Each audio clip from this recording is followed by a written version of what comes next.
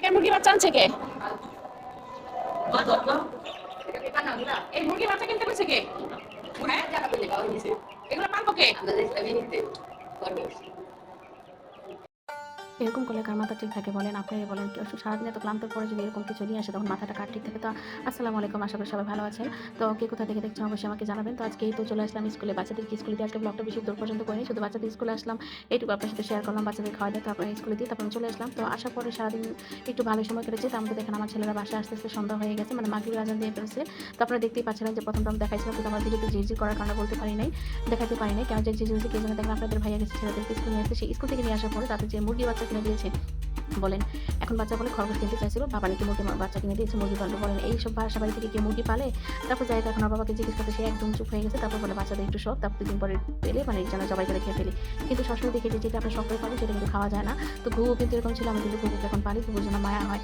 তো ওই দিক দিয়ে কত মুরগি বাচ্চা দেখে আপনাদের ভাই কিছু খাবার নিয়ে এসেছিল, সেগুলো আর ডিমগুলো ছিল, ডিমগুলো দিয়ে রাখলাম।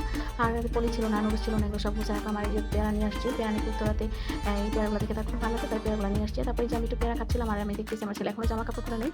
সে খুবই এক্সাইটেড, সে মুরগিকে খাবার দিবে, মুরগি বাচ্চা রানিং করবে, মানে এতটা এক্সাইটেড। আর ওই যে দেখেন আমার ঘুঘু পাখিগুলো পর্যন্ত ঝগড়া করতেছে। আর আমার ছেলে খুব খুশি, তার বাবা তাকে এরকম মুরগি কিনে দিয়েছে, তারা খরগোশ পালবে, তারা এটা করবে, তারা ওটা করবে, মানে তারা খুবই এক্সাইটেড। তো এইগুলো হলো খাবার, একটা হলো বাজিকর পাখির খাবার, এটা হলো ঘুঘুর খাবার, আর এটা একটা বোতলে করে দেখছেন এটা হলো মুরগির খাবার। তো মুরগির খাবারগুলো আমার ছেলে ভরতেছে।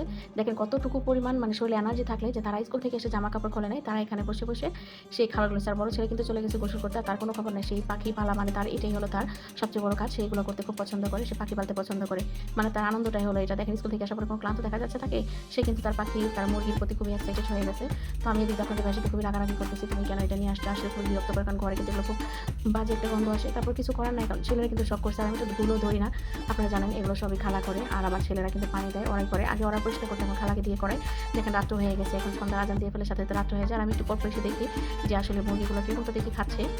তো জানি না কালকে থেকে খালা এসে এগুলো পরিষ্কার করবে, কি করা হয় জানি না। আমি মুরগির বাচ্চাগুলো সত্যি পালতে পারবে কিনা আমার ছেলে।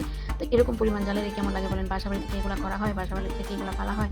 আমাকে যে কত পরিমাণ যে মানে এইসব নির্যাতন করে, এটা আপনার ভাষা আপনার নিজেরাই দেখেন। আপনার ভাইয়া কিরকম পর্যন্ত আমাকে জ্বালা যন্ত্রণা করে, তার মধ্যে মধ্যে ছেলেরা এরকম করে, কিন্তু ভালোই লাগে। কিন্তু দেখেন এই যে পানিগুলো খাচ্ছে, মানে এগুলো তো মনে হয় না যে পরে আমি জবাই করে খেতে পারবো। আপনাদের কি মনে হয় পালা জিনিস কখন জবাই করে খাওয়া যায়?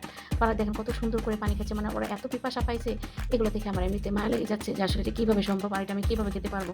বাচ্চাদের আনন্দের জিনিসগুলো মাঝে মধ্যে আসলে আনন্দটুকু দেওয়া যায়, কারণ আমাদের বাচ্চারা সারাদিন ঘরে গৃহবন্দির মতো হয়ে থাকে, শুধু স্কুল পড়াশোনা, ঘরে চার দেওয়ালে বন্দি থাকে। আসলে এই বাচ্চাদেরকে কিন্তু কিছু আনন্দ বিনোদন দেওয়া দরকার, কিন্তু আমাদের কাছে কোনো সময় পাই না, আমরা কোনো বিনোদন দিতে পারি না। তার জন্য আপনাদের ভাইয়া এটা সেটা কিনে দিয়েছে, বাচ্চারা যেন সময় কাটায়, বাচ্চারা যেন এটা সেটা দিয়ে খেলতে পারে। তো মুরগির বাচ্চাগুলো নিয়ে আমার ছেলের সময়গুলো আল্লাহ জানে কীরকম কাটে। তো সবাই দোয়া করবেন, আর আমাদের ভিডিওগুলো কি কোথা থেকে জানাবেন। আজকের মতো এখানে সবাই ভালো থাকবেন। আসসালামু আলাইকুম, আল্লাহ হাফেজ।